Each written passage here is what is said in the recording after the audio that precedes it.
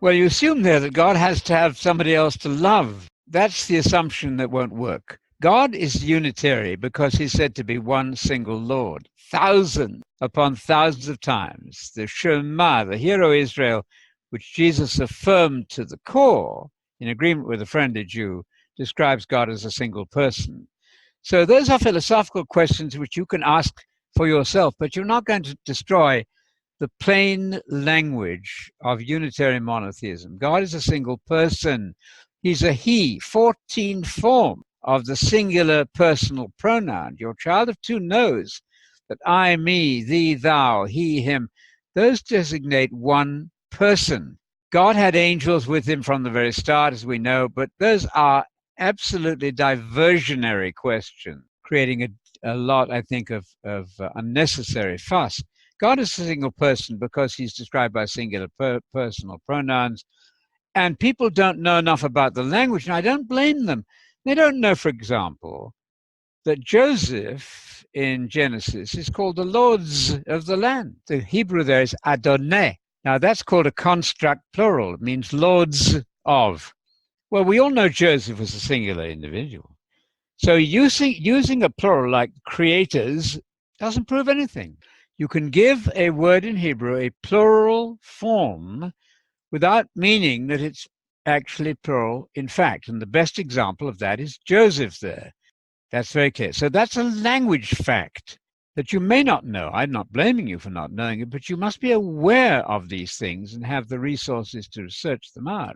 So how many people was Joseph? One. There are things in the language that don't work the same as English, and Hebrew has where God could be called a plural. Elohim is a plural. It's nothing whatsoever to do with a literal plural, unless you think that Joseph was lords of the land. Perhaps you do. You've got to get a degree of learning here, and this can take some research, so that you're quite sure that you have a little peer review from those who spend their lives dealing with these language points. Otherwise, you're likely to ask questions which really aren't enough clued in to the facts of the language. So my answer to that unitary thing is, I have no idea. I'm not into who God loved or who God didn't love. I know he had angels with him from the start. Maybe he did. Those angels shouted for joy at the creation. So I know he loved them, and he loved all of us, of course, loves the human race and loved his own son uniquely. That's enough for me. We've talked about Adonai and Adoni a great deal. Adoni, 195 times, never means a divine Lord, always a human, occasionally angelic Lord. Adoni, my Lord the King. Adoni HaMelech, very plain. Not God. God is never called Adoni. And therefore in Psalm 110:1, this verse will change the world yet. The Lord said to my Lord, that's Yahweh, gave an oracle to Adoni is not God. It's God to not God. That's the Messiah, used more often than any other verse in terms of defining the Messiah. Very popular verse.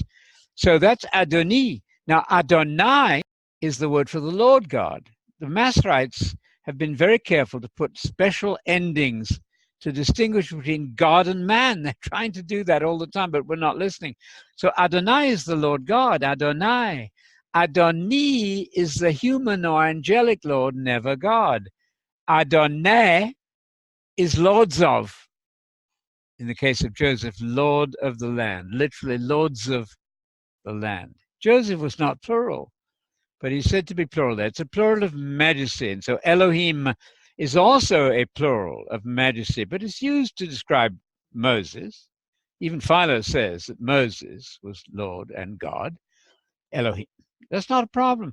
These are language phenomena without which, as information, if you don't have it, then tread very carefully. You may not have the right facts to make a good judgment. Yeah, if you want to read more on this, I have a small article.